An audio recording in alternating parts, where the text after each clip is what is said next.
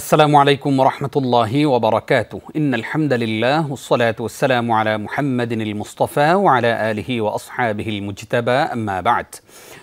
আমানত আরবি শব্দ, এর অর্থ হচ্ছে বিশ্বস্ততা, নিরাপত্তা, গচ্ছিত রাখা, জমা রাখা ইত্যাদি। এর বিপরীত শব্দ হলো খেয়ানত, যার অর্থ বিশ্বাসঘাতকতা। যিনি গচ্ছিত বস্তু যথাযথভাবে হেফাজত করেন এবং প্রকৃত মালিক চাওয়ামাত্রই তা ফেরত দিয়ে দেন, তাকে আমিন বা বিশ্বস্ত ব্যক্তি বলা হয়। আমানত শুধু অর্থ সম্পদের মধ্যেই সীমাবদ্ধ নয়, বরং এর বিষয়বস্তু ব্যাপক।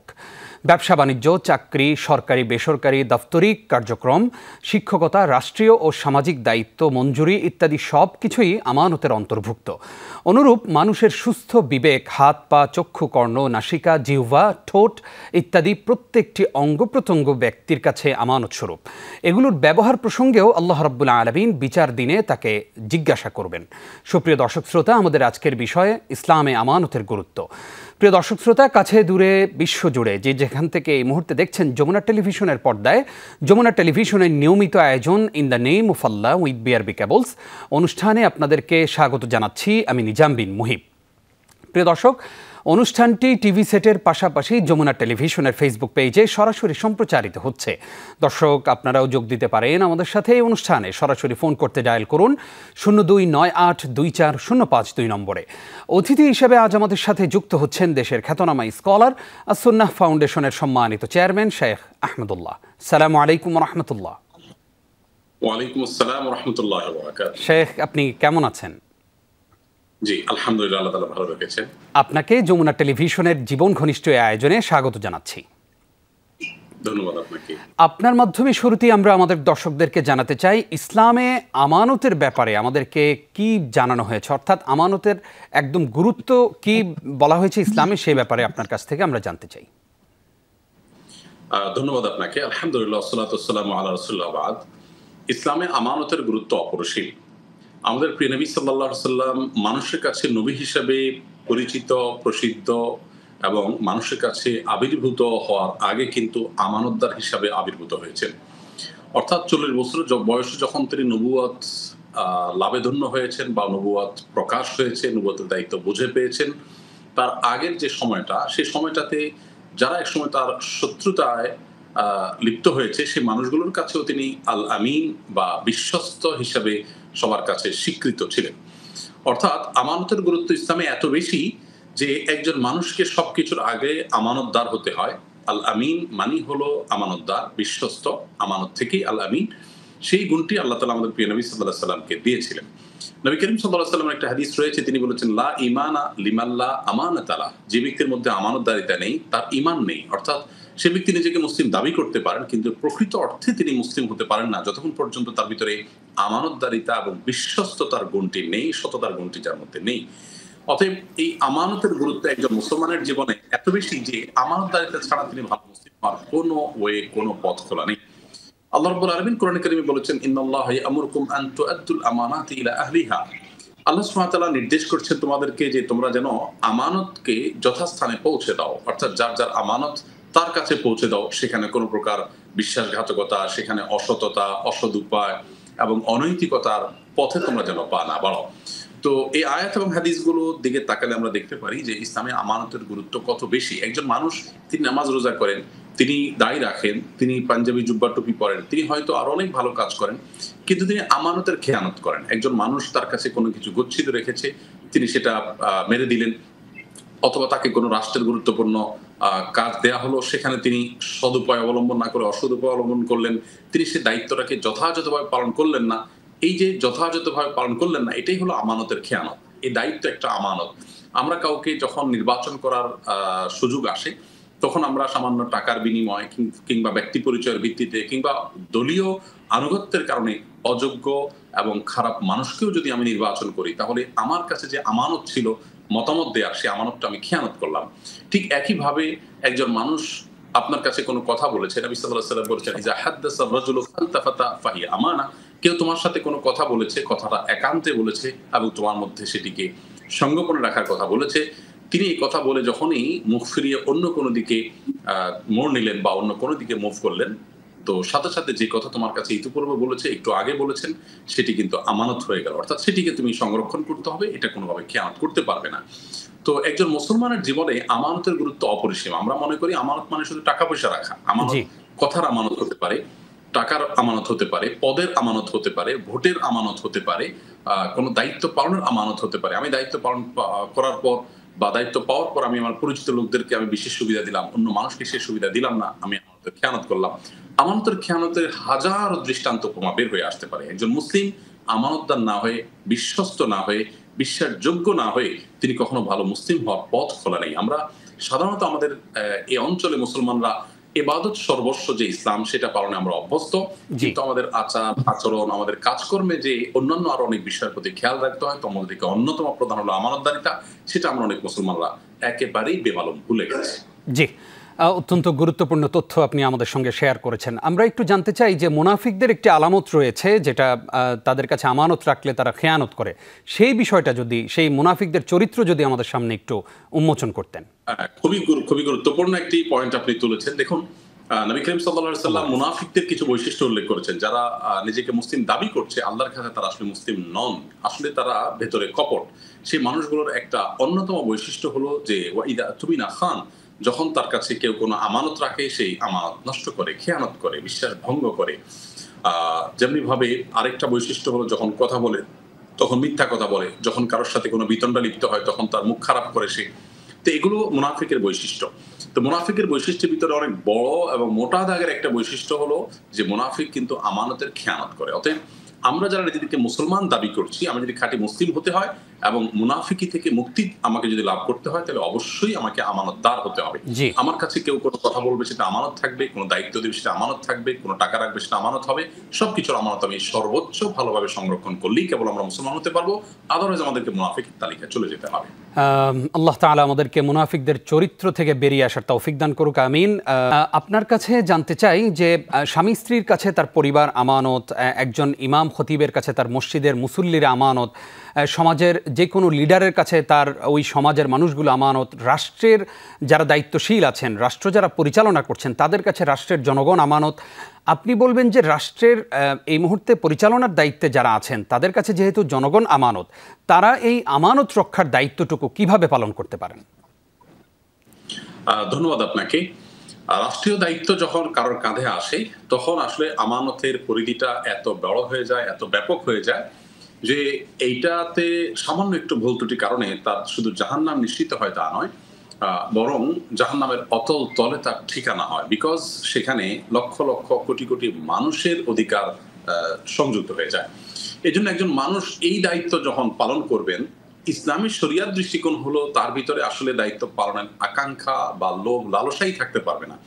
খুব ইন্টারেস্টিং একটা বিষয়, প্রিয় নবী সাল্লাল্লাহু আলাইহি ওয়াসাল্লামের কাছে এক লোক যখন রাষ্ট্রের দায়িত্ব পালন করছিলেন তখন বলছিলেন, হে আল্লাহর রাসূল, আমাকে অমুক সেক্টরে আপনি দায়িত্ব দেন। অর্থাৎ তিনি যে দায়িত্ব চেয়েছিলেন। তখন নবী করিম সাল্লাল্লাহু আলাইহি ওয়াসাল্লাম বলেছেন, দেখো, আমরা আমাদের দায়িত্বগুলো সেরকম কোনো ব্যক্তির হাতে অর্পণ করি না যিনি দায়িত্ব চেয়ে নেন, যে চেয়ে নেন। ইন্নাল্লাহ নুওয়াল্লি আলা আহদিনা লিমান তলাবা, এ হলো নবী সাল্লাল্লাহু আলাইহি ওয়াসাল্লামের ভাষ্য। এরপর তিনি বলেছেন যে দেখো, তুমি যদি কোনো দায়িত্ব নিজে না চেয়ে পাও, অর্থাৎ তোমাকে চাপিয়ে দেওয়া হলো, সবাই রিকোয়েস্ট করে তোমাকে দিয়েছেন, তোমার মধ্যে বিনয় থাকে, আল্লাহ সাহায্য তুমি চাও, তাহলে ওয়াইনতা আলাইহা, আল্লাহ তাআলা তোমাকে সেই দায়িত্ব পালনে সাহায্য করবেন। আর যদি তুমি নিজে সেটা চেয়ে নাও, তাহলে আল্লাহর পক্ষ থেকে তোমাকে সেটার জন্য জবাবদিহি করতে হবে। অর্থাৎ দুই ক্ষেত্রে আল্লাহ সুবহানাহু ওয়া তাআলার আমাদের প্রতি আল্লাহ সুবহানাহু ওয়া তাআলার ইহসান এবং আল্লাহ তাআলার পাকড়াও দুই ধরনের হবে। তো এই জন্য একজন রাষ্ট্রের গুরুত্বপূর্ণ দায়িত্ব পালনকারী ব্যক্তি প্রথমত তিনি মনে করবেন যে আমি এমন একটা জায়গা আছে যেখানে আমার সামান্য একটু ভুলের কারণে আল্লাহ সুবহানাহু ওয়া তাআলার কাছে অপ্রিয় পাত্র, মানুষের কাছে অপ্রিয় পাত্র হতে হবে, জাতির স্বার্থ আমার দ্বারা সংরক্ষণ হচ্ছে কিনা এটা গুরুত্বপূর্ণ। ইমাম আবু ইউসুফ রাহমাতুল্লাহ আলাইহি, ইমাম আবু রাহমাতুল্লাহ আলাইহির খুব খাস এবং খুব কাছের একজন স্টুডেন্ট ছিলেন, যিনি অনেক বড় বিচারকও ছিলেন, মুসলিম বিশ্বের ইতিহাসের সবচেয়ে নামকরা বিচারকদের একজন ছিলেন এবং অনেক বড় আলেম ছিলেন। পৃথিবীর ইতিহাসে হানাফি থট সবচেয়ে বড় থট, যে থটের সবচেয়ে বড় মানে থিঙ্ক ট্যাঙ্কারদের একজন ছিলেন। তো সেই আবু ইউসুফ রহমতুল্লাহ আলাইহি তিনি কখনো হাসতেন না। লোকেরা তাকে বললেন যে আপনাকে কখনো হাসতে দেখা যায় না কেন, আপনি তো গুরু গম্ভীর থাকেন কেন, ইসলামে না হাসা সুন্নাত, মানুষের সাথে হাসি মুখে থাকা সুন্নাত। তখন তিনি বললেন, দেখো, তোমরা এমন লোককে হাসতে বলছো যার কাঁধকে মানুষ জাহান্নাম পার হওয়ার ব্রিজ বানিয়েছে। অর্থাৎ আমাকে মানুষ মাসআলা জিজ্ঞাসা করে, আমার কাছে মানুষ রাষ্ট্রের গুরুত্বপূর্ণ বিষয় জানতে আসে, ডিসিশন নিতে আসে, আমি যদি একটু ভুল করি তাহলে সেক্ষেত্রে সোজা জাহান্নামে পড়তে হবে। তো এরকম গুরু দায়িত্ব কাঁধে থাকার কারণে আমার মুখে কখনো হাসি আসলে আসে না। একজন রাষ্ট্রের গুরুত্বপূর্ণ দায়িত্ব পালনকারী ব্যক্তি, তাদের আমানতদারিতার মানসিকতা ঠিক এরকম হতে হবে যে জাতির স্বার্থ তাদের কাছে সুসংরক্ষিত থাকবে, মানুষের চিন্তা, দর্শন, মূল্যবোধ পরিপন্থী কোনো কিছু করবে না। আমাদের যারা, বিশেষ করে আপনি বর্তমানের কথা বলেছেন, বর্তমানে আছেন বা ভবিষ্যতেও যারা দায়িত্ব পালন করবেন, আমরা তাদেরকে বলবো, দেখুন, দেশের সংখ্যাগরিষ্ঠ মানুষের চিন্তাধারা, তাদের মূল্যবোধ, তাদের বিশ্বাস পরিপন্থী কোনো কিছু চাপিয়ে দেওয়ার যে অপচেষ্টা, এটা প্রকারান্তরে দেশকে পিছিয়ে রাখারই নামান্তর। আপনি দেখুন, দেশের ৩.৫ লক্ষ মসজিদে, প্রত্যেকটা মসজিদে যদি গড়ে ১৫০ করে মুসল্লি থাকেন জুমার নামাজে, তাতে প্রায় ৪ কোটি মানুষের নেতৃত্ব দেশের ইমাম সাহেবরা দিচ্ছেন। আপনি বিশাল জনগোষ্ঠীর ৪ কোটি মানুষের নেতৃত্ব যারা দিচ্ছেন, এই ৪ কোটির সাথে তাদের ফ্যামিলিকে যদি আমরা যুক্ত করি, তাহলে ৭ থেকে ৮ বা ১০ কোটি মানুষ বা আরো বেশি মানুষ এখানে ইনভলভ হয়ে যায়। এতগুলো মানুষকে ইগনোর করে তাদের চিন্তাধারা, তাদের মূল্যবোধ, তাদের বিশ্বাস, এগুলোকে আপনি বৃদ্ধাঙ্গুলি দেখিয়ে যদি কোনো কিছু চাপিয়ে দিতে চান, তবে সেক্ষেত্রে একটা দেশকে কখনো এগিয়ে না যাওয়া সম্ভব না, কারণ তাদের কাছে আনতে পারলেন না। এই জায়গাটিতে তাদের আমানতদারিতা তারা সঠিকভাবে রক্ষা করবেন। ঘুষের বিনিময়, কোনো সুবিধার বিনিময়, দেশি বিদেশি কোনো রাষ্ট্র, কোনো সংস্থা, কোনো এমবেসি, কারোর কোনো প্রলোভনে পড়ে দেশ এবং জাতির স্বার্থকে বিকিয়ে দিবেন না। এটা তাদের জন্য অনেক বড় আমানতের ব্যাপার। অতএব সেই আমানত যদি তারা সংরক্ষণ করতে পারেন, এটা যেমন আল্লাহর কাছে অনেক বড় রিওয়ার্ড পাবেন। এর বিপরীতে নবী সাল্লাল্লাহু আলাইহি ওয়াসাল্লাম বলেছেন, যে ব্যক্তি জনগণের সম্পদ আত্মসাৎ করে এবং রাষ্ট্রের কোনো গুরুত্বপূর্ণ দায়িত্ব পালন করতে গিয়ে সে কোনো প্রকার অন্যায় করে এবং অসৎ উপায়ে সম্পদের পাহাড় গড়ে রাষ্ট্রের স্বার্থ, জনগণের স্বার্থকে বিকিয়ে দিয়ে, কিয়ামতের দিন তার কাছে নবী সাল্লাল্লাহু আলাইহি ওয়াসাল্লাম বলেছেন, তার সাথে একটা বড় পতাকা টাঙিয়ে দেওয়া হবে এবং লেখা থাকবে গাদ্দার হিসাবে, এবং এই অপমান নিয়ে পুরো কিয়ামত সে কিন্তু বিচরণ করবে। অতএব একজন রাষ্ট্রের দায়িত্ব পালনকারী ব্যক্তি যিনি যে পর্যায়ে থাকেন না কেন, তার দায়িত্বটা, আমানতদারিতাটা অনেক বড় পরিসর। আল্লাহ তাদেরকে সেই তৌফিক দান করুন। আল্লাহুম্মা আমিন। এই মুহূর্তে আমাদের সঙ্গে একজন দর্শক আছেন, আমরা তাকে যুক্ত করে নিতে চাই। আসসালামু আলাইকুম। ওয়ালাইকুম সালাম রাহমাতুল্লাহ। আমার নাম সিদ্দিকুর রহমান, আমি উত্তরা থেকে বলছিলাম। জি প্লিজ। আমার চোখে জটিল সমস্যা। আচ্ছা। বাংলাদেশের ডাক্তাররা বলতেছেন যে এই অপারেশনটা বাংলাদেশে করলে আমার জন্য খুব রিস্ক হবে, তারাও ইন্ডিয়াতে রেফার করছেন। আমি এই মাসের শেষে ইন্ডিয়াতে যাইতে চাচ্ছি এবং প্রসেস করতেছি। তো সেখানে গেলে আমার কর্নিয়া পরিবর্তন করা লাগতে পারে।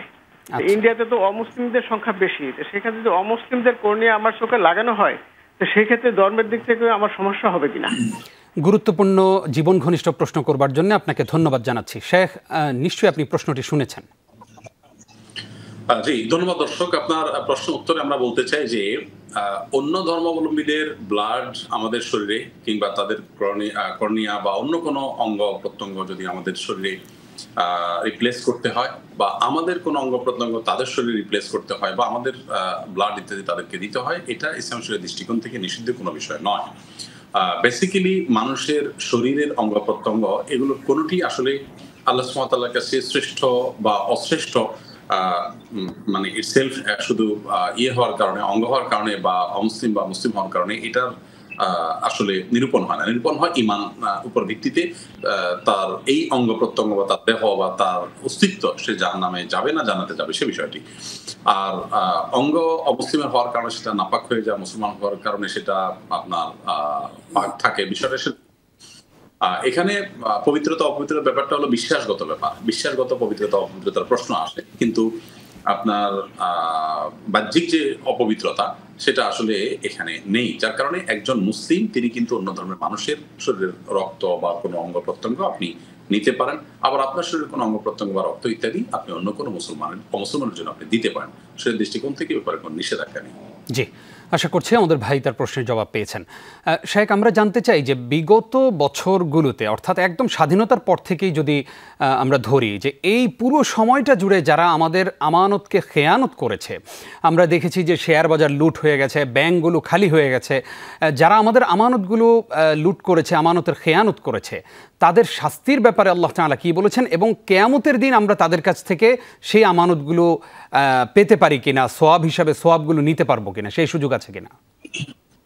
ধন্যবাদ আপনাকে। যারা আমানতের খেয়ানত করে, যারা আমানত নষ্ট করে, তাদের এই আমানত নষ্ট করার যে দায়, এর যে অপরাধ, এটার বিচার আল্লাহ তাআলা কিয়ামতের ময়দানে করবেন। নবী করিম সাল্লাল্লাহু আলাইহি ওয়াসাল্লাম বলেছেন, সেদিন আসার আগে তোমাদের মধ্যকার দেনা পাওনাগুলোর মিটমাট করে নাও, কারণ হক নষ্ট করে থাকলে সেটা ফেরত দিয়ে দাও, এবং তার কাছ থেকে তুমি নিষ্পত্তি করিয়ে নাও, যেদিন দুনিয়ার প্রত্যেকটা আমানতের খেয়ানত বা প্রত্যেকটা মানুষের অধিকার নষ্ট করার বিচার সেদিন করা হবে। সো দুনিয়াতে কেউ যদি কোনো কারোর খেয়ানত বা কোনো কারোর অত্যাচারের সম্মুখীন হয়ে থাকেন, তিনি যদি মাজলুম হয়ে থাকেন, কিয়ামতের দিন অবশ্যই তার বিচার আল্লাহ তাআলা করবেন এবং তিনি সুবিচার সেদিন পাবেন। আর যে মানুষের হক নষ্ট করেছে, আমানত এর খেয়ানত করেছে, জনগণের অধিকার নষ্ট করেছে, সম্পদ লুণ্ঠন করেছে, লুটতরাজ করেছে, তাদের প্রত্যেকের প্রতিটি অপকর্মের বিচার হবে। এবং অন্যান্য যে ইবাদত বন্দেগী আছে, নামাজ, রোজা, হজ, যাকাত, আপনি ইসলামের অন্যান্য কাজকাম করলেন, সে সমস্ত কিছু করেও আল্লাহর কাছে আপনি নাজাত বা মুক্তি পাবেন না যদি আপনি মানুষের অধিকার নষ্ট করে থাকেন, আমানতের যদি আপনি খেয়ানত করে থাকেন। অতএব একজন মুসলিম হিসাবে আমাদের সর্বোচ্চ প্রচেষ্টা থাকবে কোনোভাবে আমার দ্বারা যাতে কারোর অধিকার নষ্ট না হয়, কারোর হক নষ্ট না হয়, সেটা জনগণের, সাধারণ জনগণের হক হোক, অথবা আমার নিকটাত্মীয় কারোর হক হোক, মুসলমানের হক হোক, এমনকি অন্য ধর্মাবলম্বী মানুষের হক হোক, সব ক্ষেত্রে আমাদেরকে আমানতদার হতে হবে, বিশ্বস্ত হতে হবে, ন্যায় হতে হবে, সৎ হতে হবে। দুঃখজনক হলো সত্য, আমাদের দেশে অনেকে দাড়ি টুপি রাখাকে ইসলাম মনে করেন এবং তারা দাড়ি টুপি রেখে দেখা যাচ্ছে যে একজন দোকানদার তিনি কিন্তু ভেজাল মাল বিক্রি করছেন, তিনি দেশি ডাল বলে সেখানে ইন্ডিয়ান ডাল মিক্স করে বিক্রি করছেন, অথচ তার মুখে দাঁড়িয়ে আছে, তার মাথায় টুপি আছে, তিনি নামাজ পড়েন, তিনি হাজি সাহেব, তিনি হজ করেন। তো আমানতদারের তার গুরুত্ব না বোঝার কারণে তিনি এই লেবাসি এবং কেতাবি ইসলামটাকে শুধুমাত্র ইসলাম মনে করেছেন, এর বাইরে তার যে ভেতরগত উন্নতির ব্যাপার, সততার ব্যাপার, সেটার সাথে ইসলামের অত্যন্ত সুগভীর সম্পর্ক রয়েছে, ওতপ্রোতভাবে ইসলাম জড়িত, এটি না বুঝবার কারণে আজকাল আমাদের দেশে এই লেবাসি পোশাকে মুসলমান পাওয়া গেলেও কাজে করে মুসলমান খুব কমই পাওয়া যায়। আল্লাহ তাআলা আমাদের সবাইকে আমানতের গুরুত্ব বোঝার তৌফিক দান। আল্লাহুম্মা আমিন। আপনাকে অসংখ্য ধন্যবাদ আমাদের সঙ্গে যুক্ত হবার জন্য। প্রিয় দর্শক, আপনারা এতক্ষণ দেখছিলেন যমুনা টেলিভিশনের নিয়মিত আয়োজন in the name of Allah with BRB cables. আসুন আমরা আমানত রক্ষার দায়িত্ব গ্রহণ করি, আমরা প্রত্যেকে আমানতদার হয়ে যাই। আল্লাহ তাআলা আমাদের দেশটাকে সুন্দর করে দিবেন। আজ এই পর্যন্তই, বিদায় নিচ্ছি আমি নিজাম বিন মুহিব। আসসালামু আলাইকুম ওয়া রাহমাতুল্লাহি ওয়া বারাকাতুহু।